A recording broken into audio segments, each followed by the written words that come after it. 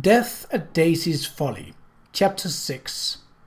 When lovely woman stoops to folly, and finds too late that men betray, what charm can soothe her melancholy, what art can wash her guilt away?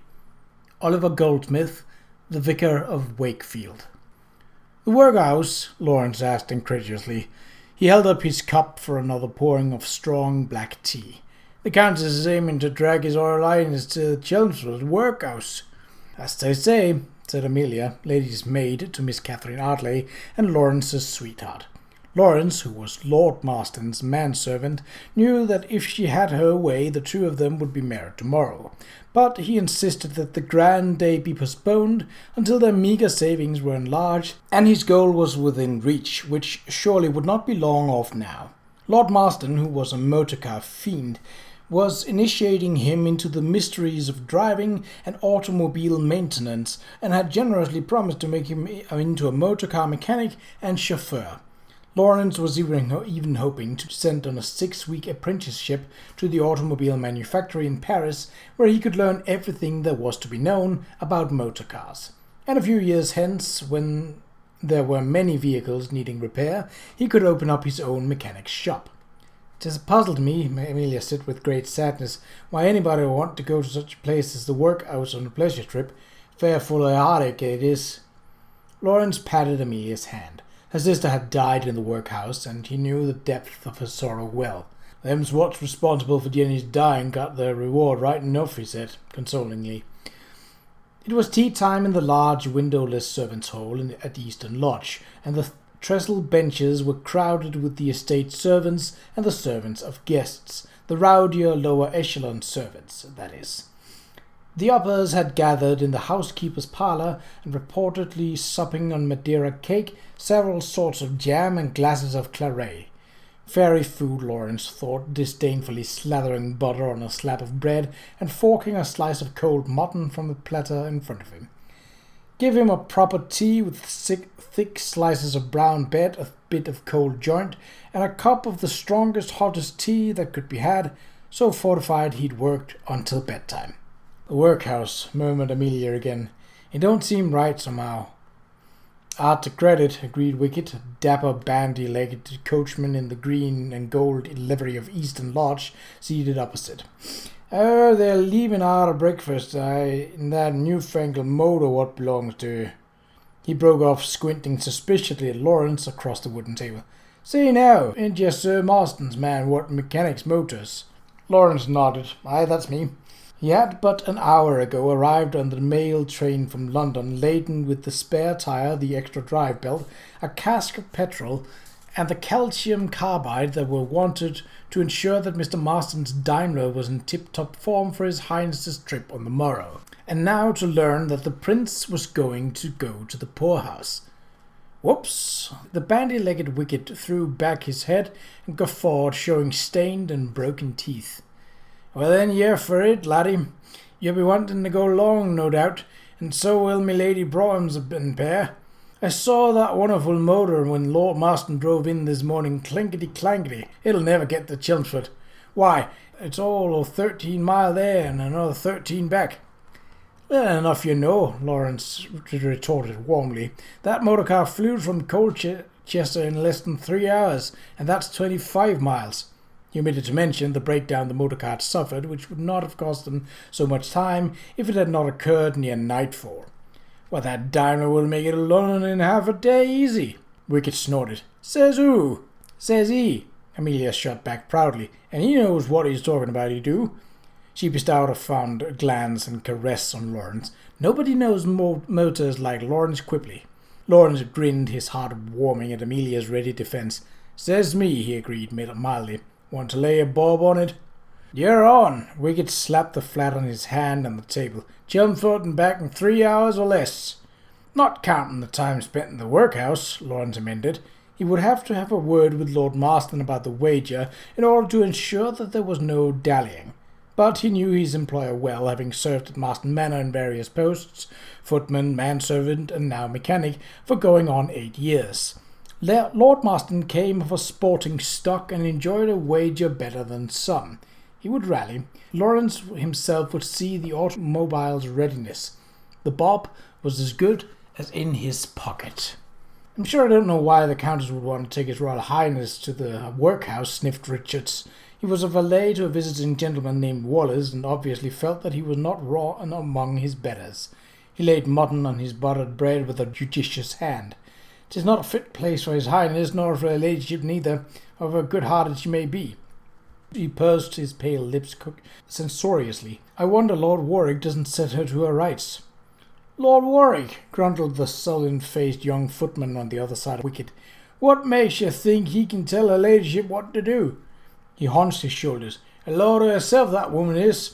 Anyway, she ought to go to the poorhouse. She needs to see it for herself. At the rate she's spending, she might get there on her own." "That'll do, Marsh," Wicket warned.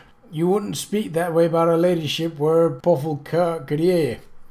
Buffle was the Eastern Lodge house steward who, in addition to his other duties, was responsible for the good behaviour of the footmen and under-footmen, who were sometimes spirited and inclined to youthful hijinks.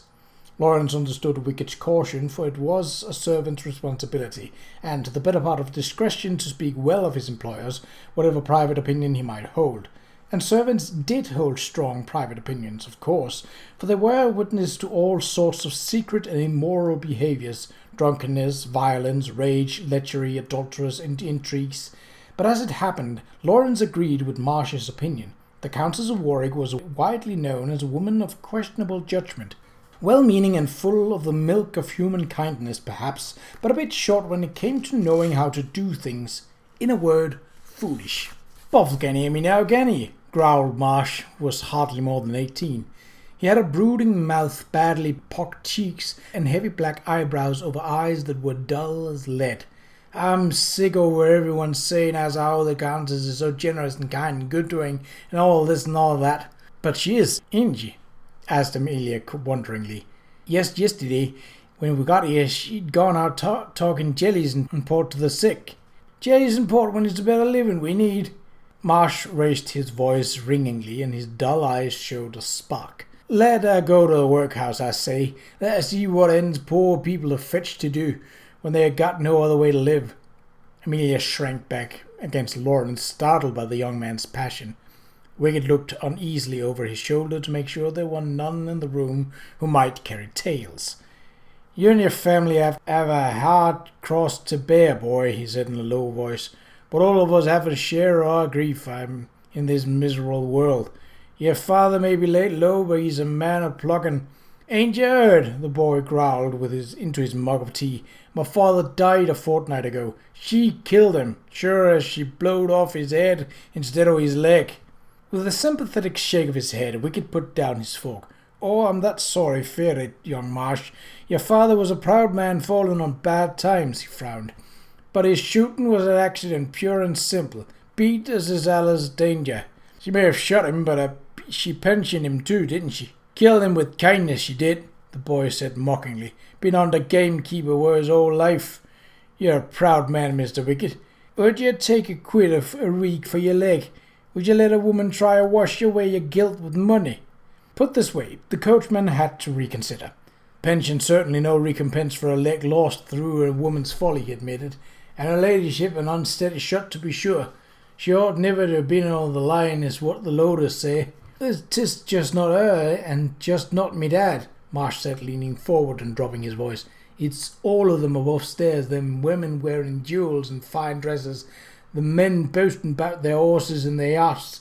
Not one of them give a thought to the racks and the owls and the sickness around them." His voice was almost a whisper, his dull eyes suddenly brilliant, mesmerizing. "But their time's coming, for the people can't bear it much longer. 'Twill be as 'twas across the channel when the Frenchies rose up and—" "Quipley!" boomed a woman's loud, rough voice. "Lord be blessed, it's Quipley hisself." Lawrence, who had found himself drawn into Marsh's hypnotic polemic, was suddenly shocked to full attention and something very close to fear. He fancied himself a strong man, but no strength was equal to that of the woman who stationed herself close behind him and wound substantial arms around his neck, pulling him backward against the soft pillow of her bosom. Furthermore, Lawrence felt within himself the stern consciousness of guilt. Inwardly, he quailed.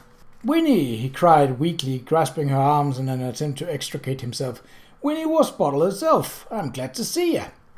Glad to see me indeed. Winnie bent her cheek to his and wound her arms more tightly around his neck, as though she would choke him. I ought to suit you for your breach of promise, you scallywag, making sport with a poor foolish young girl while your babe in her arms whose heart was that set on you. You done a bunk and left me waiting the altar, you did. The men opposite had decently averted their eyes from this embarrassing spectacle, but Amelia had gone rigid. Lawrence hazarded a glance and saw that her delicate face was white as a winding sheet. Amelia, he began desperately, this is someone who I knew back in Brighton when I was just a young... But Amelia had clambered over the bench and gone in a flash, leaving her tea unfinished on the table.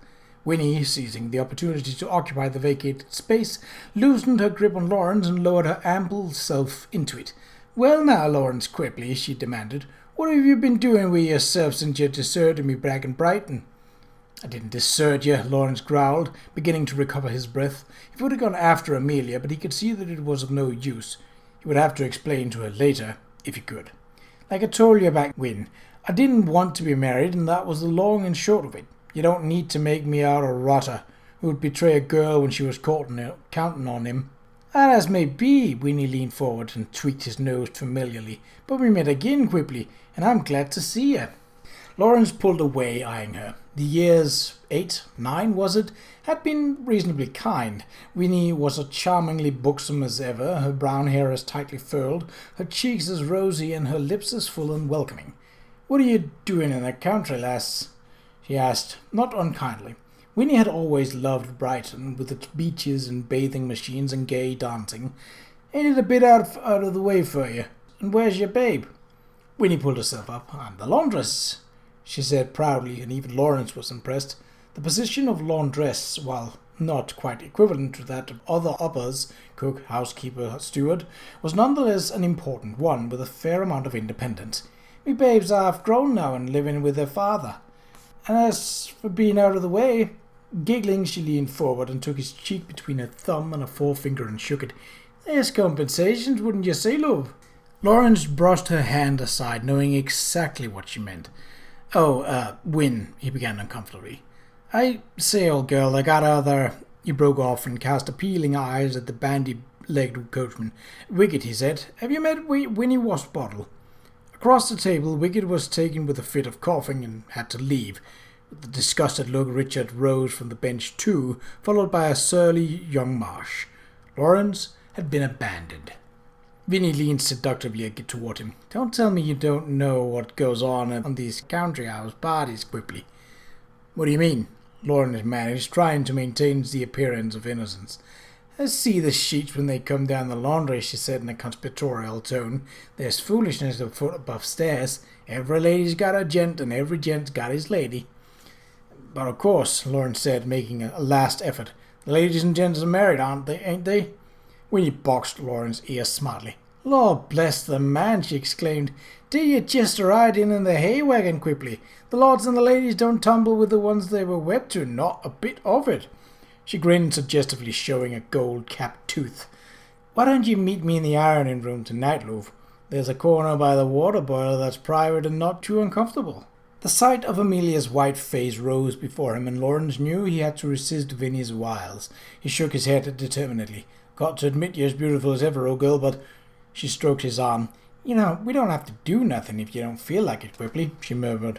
Just come and have a bit of tipple with me for old time's sake, she looked at him. Please?